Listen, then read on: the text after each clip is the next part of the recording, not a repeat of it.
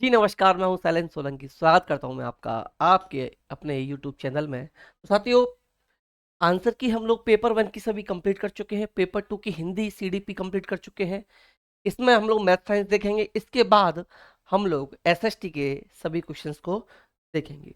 तो ये जो प्रैक्टिस सेट है, ये प्रैक्टिस सेट नहीं, जो पेपर आया था, ये पेपर हमारा जे प्रैक्टिस सेट है। ये जो पेपर था, पेपर टू की बात करें तो जे सीरीज रहेगी इसकी। तो जिनका जे है वो डायरेक्ट मिला लीजिएगा। बाकी के लोग आप लोग इसमें अपने क्वेश्चंस के अकॉर्डिंग मैच कर सकते हैं। तो चलिए क्वेश्चन नंबर 31 से स्टार्ट कर लेते हैं। पेपर ओवरऑल पेपर की बात करूं तो मैं मैथ के एक दो क्वेश्चन को छोड़ दें तो बाकी का लेवल मैं समझता हूं जूनियर के अकॉर्डिंग ठीक ही रहा। ज्यादा टफ हम इसको कह नहीं सकते, पेपर अच्छा आया। तो देखिए, मैं क्या करूंगा, आज मैं आंसर की थोड़ा फास्ट दे रहा हूं। इसके बाद आज मैं आपको डिटेल सॉल्यूशन में भी एक वीडियो डालूंगा। अभी आंसर्स आप लोगों को चाहिए जल्दी से जल्दी, इसलिए आंसर बताऊंगा। थोड़ा बहुत मैं एक्सप्लेन इसमें करता चलूंगा।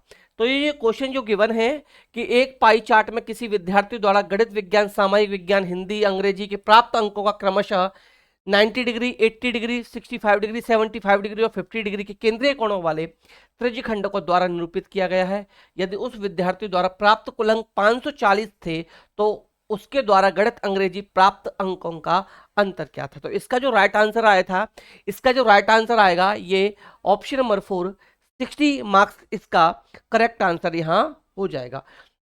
क्वेश्चन 32 की तरफ चलते हैं।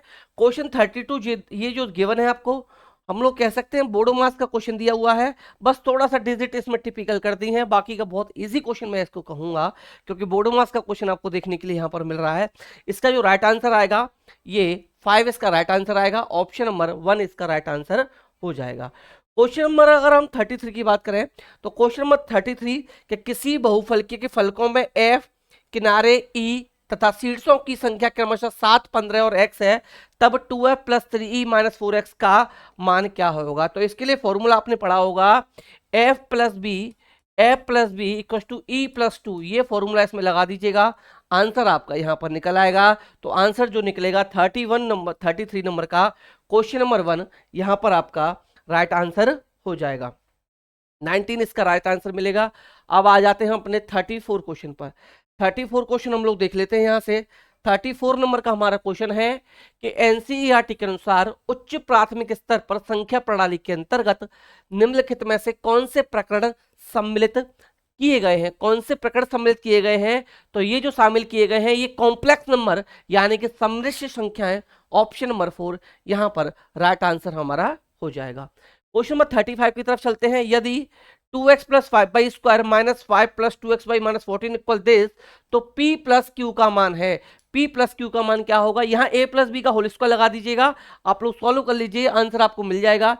a प्लस बी का whole square equal a square plus B square plus 2 भी लगा दीजिएगा। इसका सॉल्व करने के बाद आंसर ऑप्शन नंबर 3 यानी कि -5 आपको यहाँ पर राइट आंसर मिल जाएगा। क्वेश्चन नंबर 36 की तरफ चलते हैं। क्वेश्चन नंबर 36 हमारा पेडागोजी से पूछा गया क्वेश्चन है, एनसीएफ से क्वेश्चन पूछा गया है।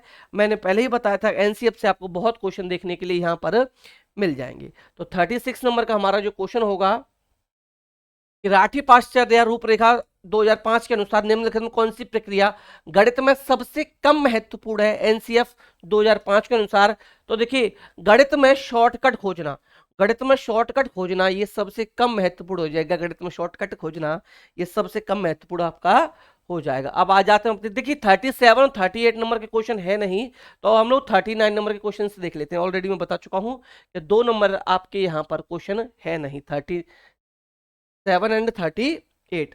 तो 39 नंबर के हम क्वेश्चन पर चलते हैं।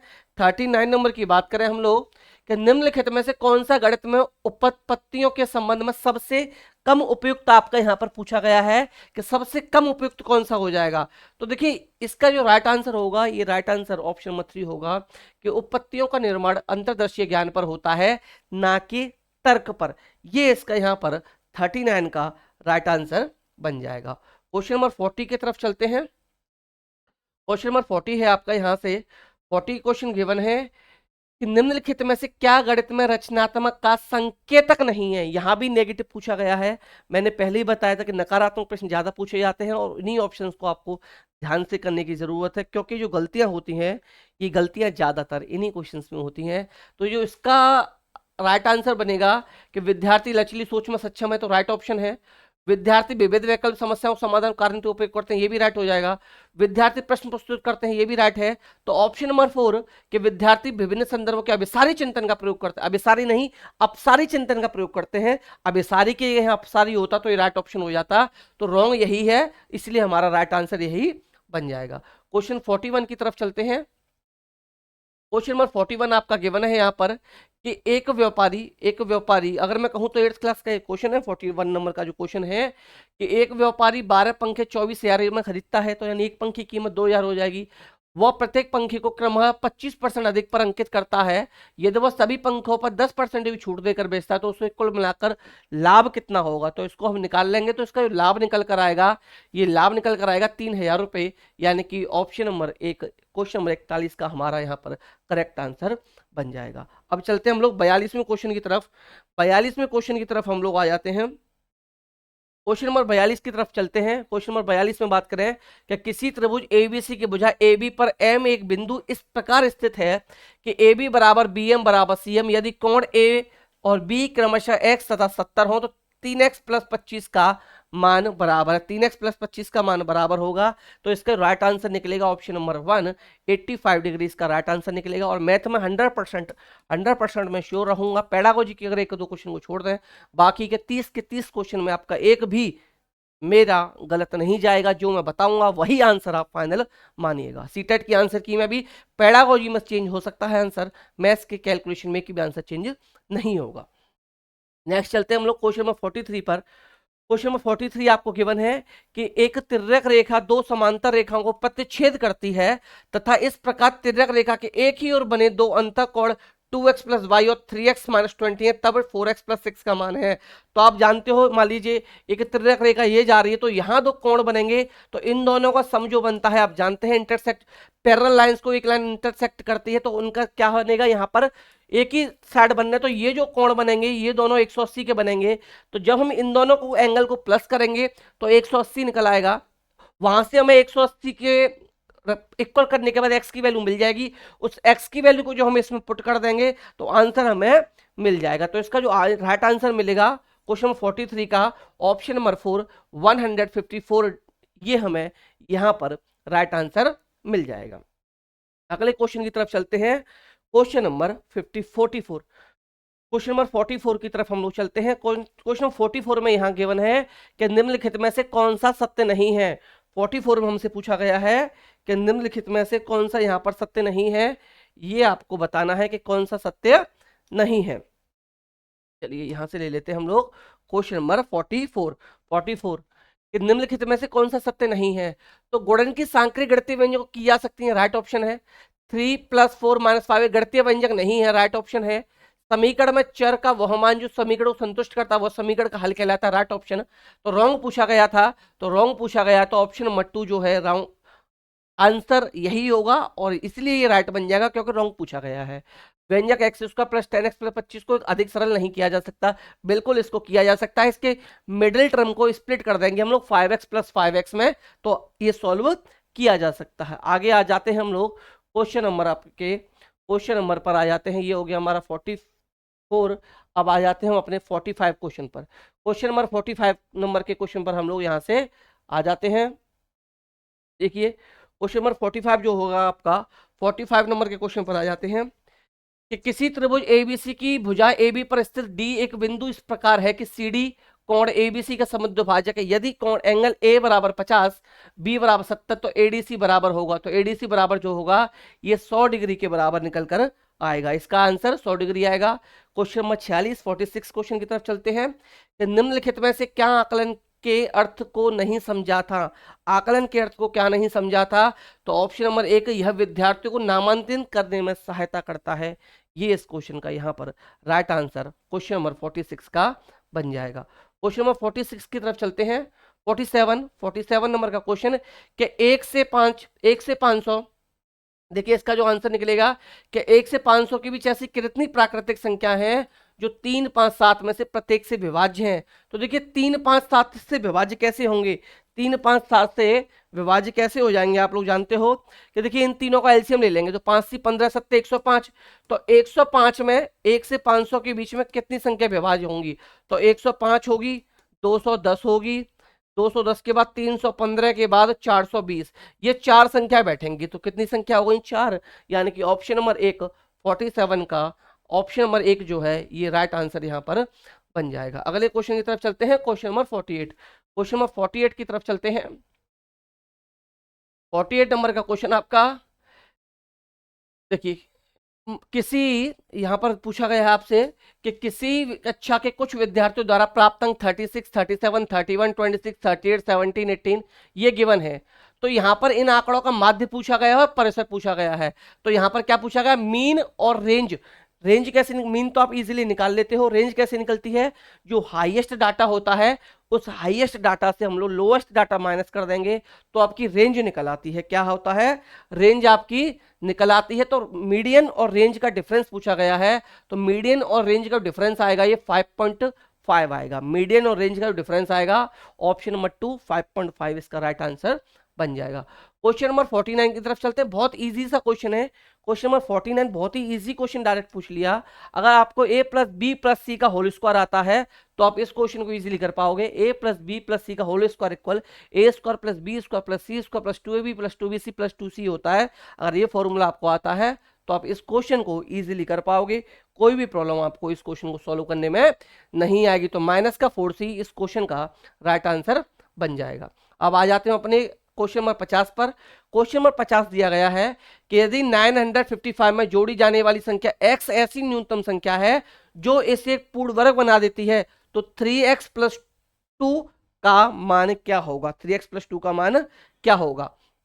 तो देखिए 955 में एक ऐसी संख्या जोड़े हैं कि ये क्या बन जाएगी? पूर्ण वर्ग बन जाएगी। तो उस संख्या में 3 से मल्टीप्लाई करने के बाद 2 प्लस ऐड कर देंगे तो यहां पर क्या हो जाएगा? ये आपका यहां पर 20 आंसर आएगा क्योंकि 955 है। तो अगर इसमें 6 ऐड करेंगे तो 961। तो 961 जो है ये 29 का स्क्वायर बन जाएगा।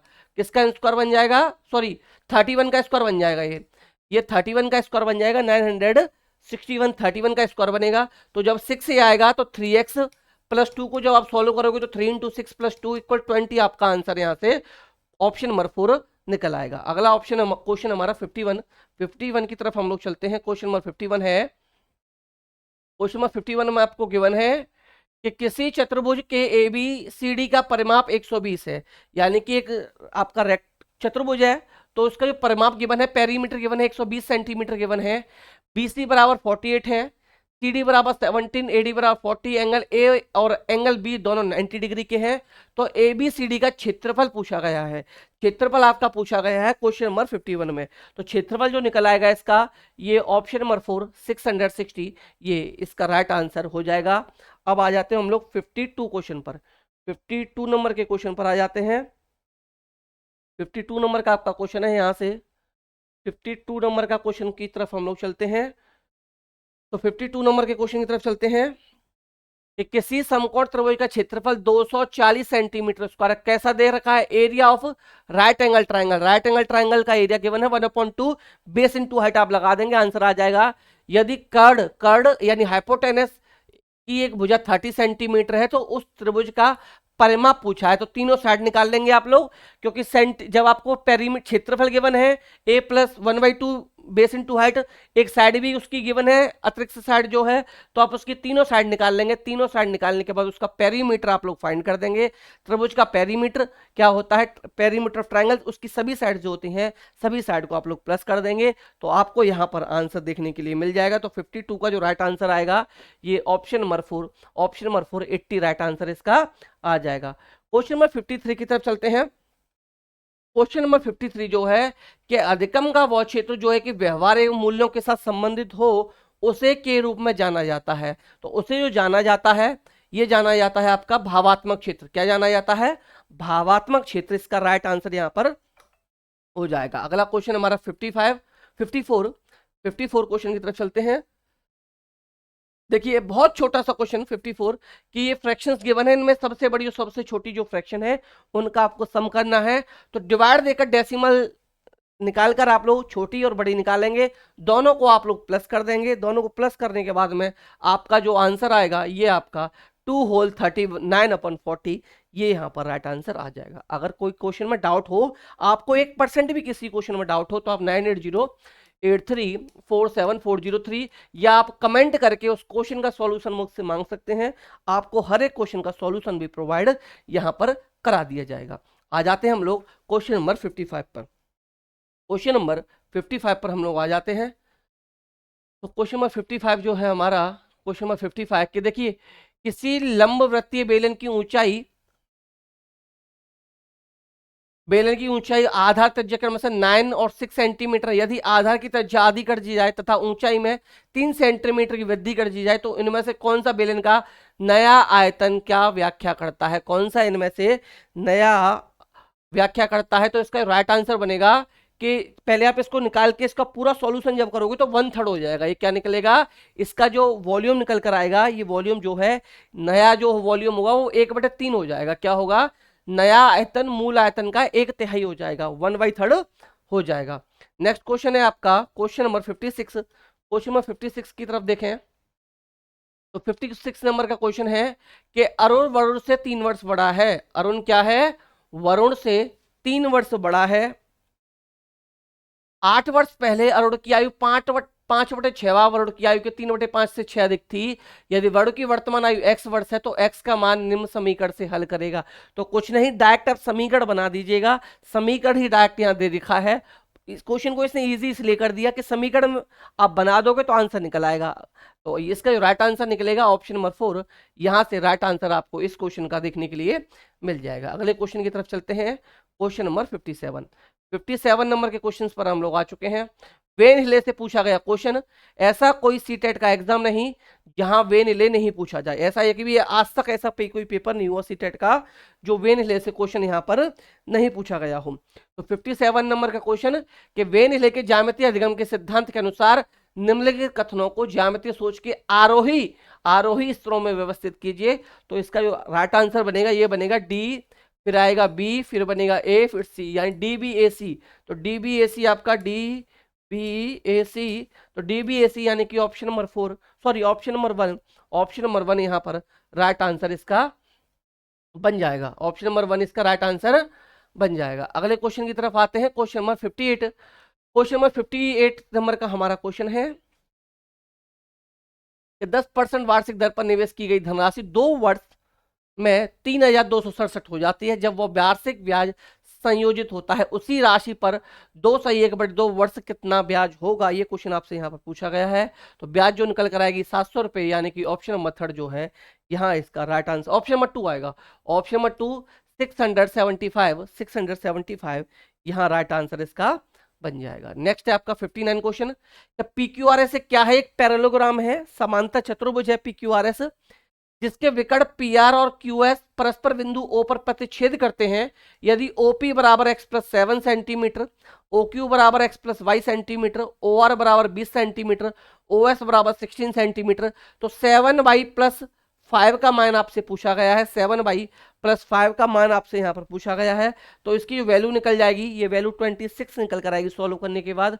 सॉल्यूशन के लिए आप कमेंट कर सकते हैं या आप मुझे पर्सनल नंबर पर मैसेज कर सकते हैं। आपको सॉल्यूशन हर एक क्वेश्चन का प्रोवाइड करा दिया जाए। बहुत छोटा सा क्वेश्चन यहाँ पूछ लिया गया।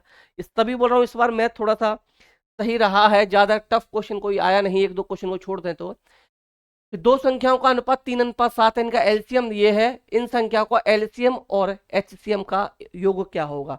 तो आप जानते हो दो संख्याओं का गुणनफल जो होता है, मान लीजिए दो संख्या a इंटू बी है, ये बराबर हो जाएगा HCF इंटू एलसीएम के। तो यहाँ आपको HCF गिवन था तो आप HCF फाइंड कर लेंगे। HCF आपको इस फॉर्मूले से फाइंड हो जाएगा। जब HCF मिल जाएगा तो HCF प्लस LCM को आप ऐड कर देंगे तो आंसर जो मिलेगा आपको ये 660 जो है ये आपको आंसर यहाँ पर मिल जाएगा। तो ये थी हमारी पेपर 2 के लिए मैथ की आंसर की। नेक्स्ट वीडियो में हम लोग साइंस के आंसर की के साथ मिलते हैं।